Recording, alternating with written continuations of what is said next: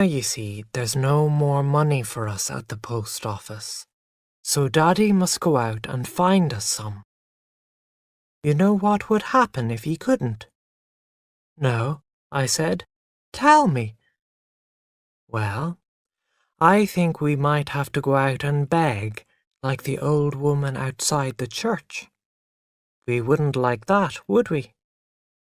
No, I agreed. We wouldn't. So you'll promise not to come in and wake him? Promise. I really meant it. I knew money was a serious matter, and I didn't want to have to beg like the old woman. So when I woke the next morning, I stayed in my room, playing with my toys for what seemed like hours. I was bored, and so very, very cold. I kept thinking of the big, deep, warm bed in Mother's room. At last, I could bear it no longer. I went into the next room and got into the bed. Mother woke at once with a start. "Harry," she whispered, "what did you promise?" "But I was quiet for ever so long," I said miserably. "Oh dear, and you're so cold," she said sadly. "Now, if I let you stay, will you promise not to talk?" "But I want to talk, Mummy," I cried. "That has nothing to do with it," she said, with a firmness that was new to me. "Daddy wants to sleep. Do you understand?" I understood only too well. I wanted to talk, he wanted to sleep. Whose house was it anyway? "Mummy," I said with equal firmness, "I think it would be healthier for Daddy to sleep in his own bed." That seemed to surprise her, because she was silent for a while. Finally she said, "Now, you must be perfectly quiet or go back to your own bed. Which is it to be?" The unfairness of it made me angry. I gave Father a kick, which she didn't notice, but which made him open his eyes. "Go to sleep again, Mick," she told him calmly. "Now, Larry," she said to me, getting out of bed, "you must go back." This time, in spite of her quiet air, I knew she meant it, and I knew I had to fight back or lose my position in the home. As she picked me up, I gave a scream loud enough to wake the dead. "That damn child," said Father. "Doesn't he ever sleep?" He turned to the wall and then looked back over his shoulder at me with nothing showing except two small, mean, dark eyes. I broke free from Mother's hold and ran to the furthest corner, screaming wildly. Father sat up in bed. "Shut your mouth, you young dog," he said violently. I was so surprised that I stopped making a noise. Never had anyone spoken to me like that before. "Shut your mouth yourself!" I shouted, mad with anger. "What's that you said?" shouted Father, jumping out of bed. "Mick," cried Mother, "don't you see he isn't used to you?" "I see he's better fed than taught. I'll smack his bottom." "Smack your own!" I screamed furiously. "Smack your own!"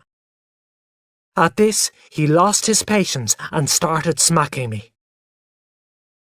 I was so shocked at being hit by someone I considered a complete stranger that I nearly went crazy. I screamed and danced in my bare feet. Father, looking clumsy and hairy, in nothing but a short army shirt, stared down at me like a mountain ready for murder. It was then that I realized he was jealous too. And there stood Mother, crying. We seemed to be breaking her heart. From that morning on, my life was a hell. Father and I were openly enemies.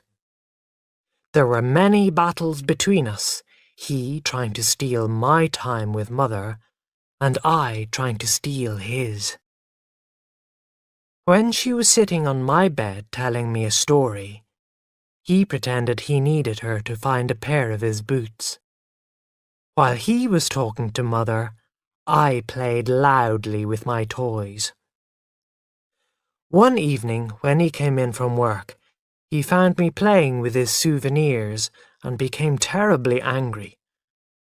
Mother took the box away from me.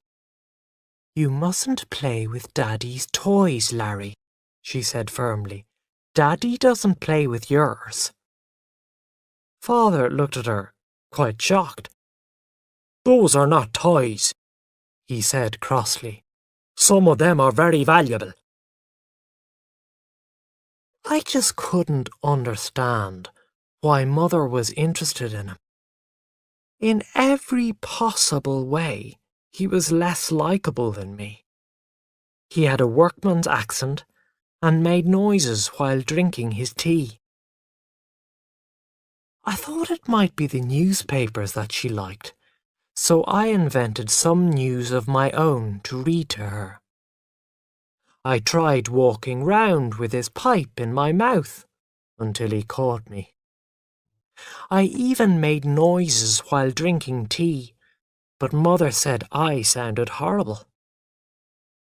It seemed to be connected with that unhealthy habit of sleeping together, so I spent a lot of time in their room, but I never saw anything unusual going on.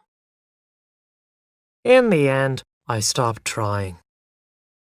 Perhaps it depended on being grown up and giving people rings.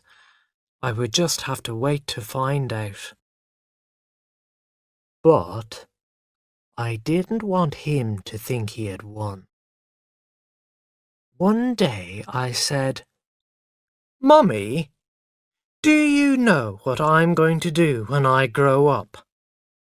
"No, dear," she replied. "What?" "I'm going to marry you," I said quietly. Father gave a great noisy laugh, but I knew he must be worried. And Mother was pleased. She was probably glad to know that one day Father's hold over her would be broken. "Won't that be nice?" she said with a smile. "It'll be very nice," I said confidently, "because we're going to have lots and lots of babies."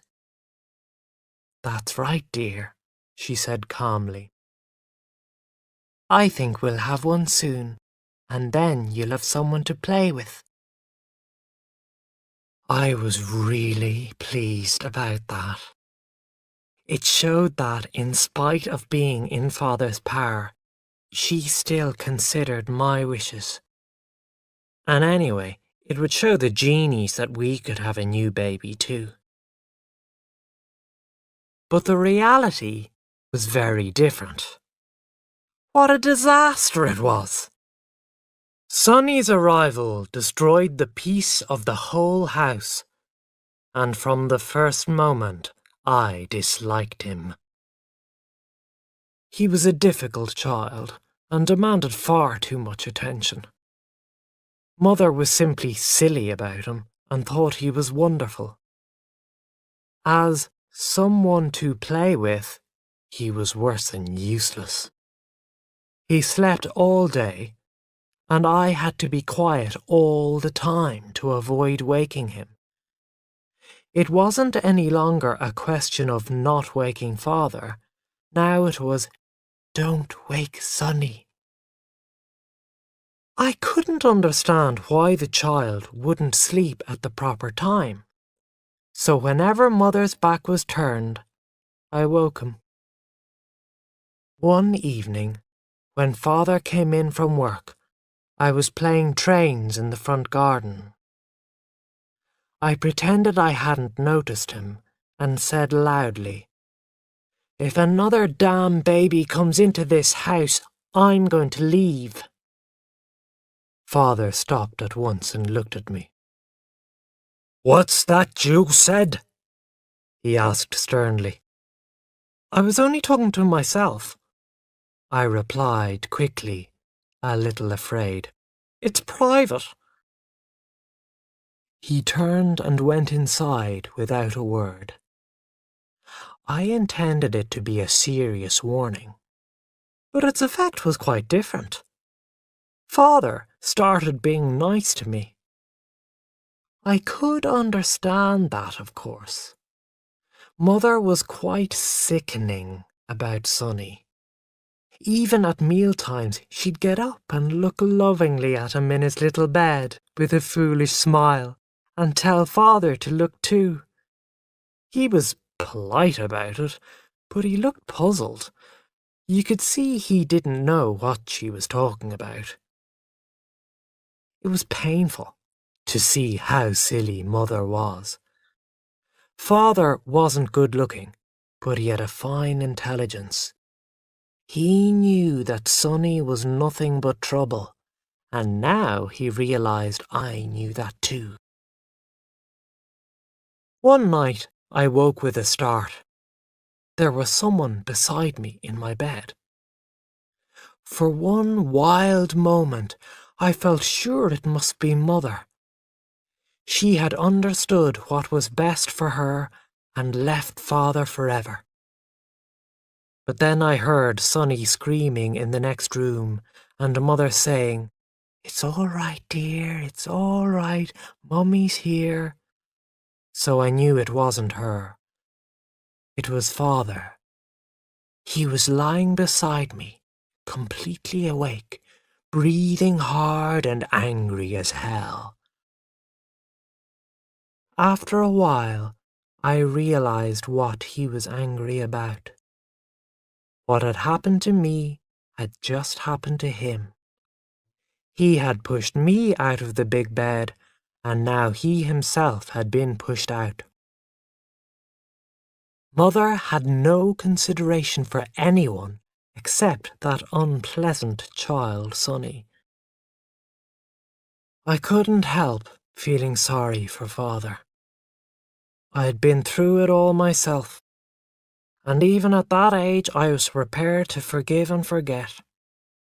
I began to stroke his back and say, "It's all right, dear, it's all right." He didn't seem to like it much. "Aren't you asleep either?" he said in an angry whisper. "Ah, come on, put your arm around me, can't you?" I said.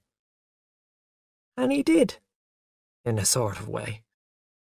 Cautiously, I suppose, is how you describe it. He was very bony, but better than nothing. At Christmas he made a big effort and bought me a really nice model railway.